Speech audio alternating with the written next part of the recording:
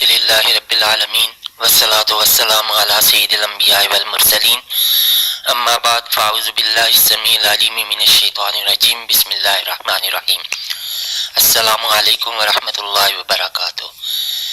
آج جو ہم حدیث طیبہ پڑھیں گے اس کا ٹاپک ہے کہ ایک مسلمان پر دوسرے مسلمان کے کتنے حقوق ہیں۔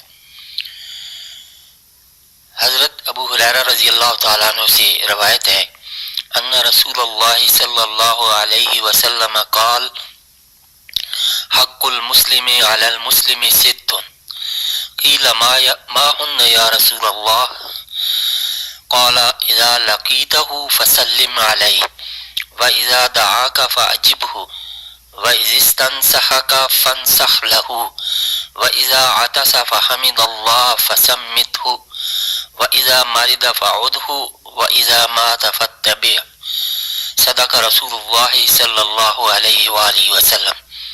یہ مسلم شریف کی حدیث ہے۔ حضرت ابو ہریرہ رضی اللہ تعالیٰ عنہ سے روایت ہے کہ رسول کریم صلی اللہ علیہ وآلہ وسلم نے فرمایا ایک مسلمان کا دوسرے مسلمان پر 6 حقوق ہیں۔ پوچھا گیا ہے اللہ کے رسول صلی اللہ علیہ وآلہ وسلم وہ کون سے حقوق ہیں؟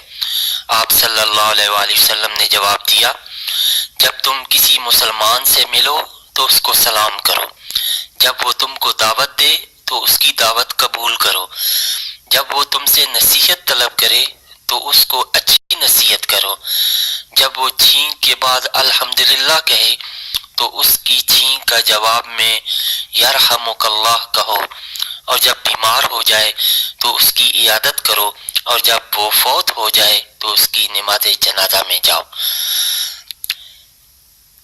وآخر دعوانا ان الحمدللہ رب العالمین۔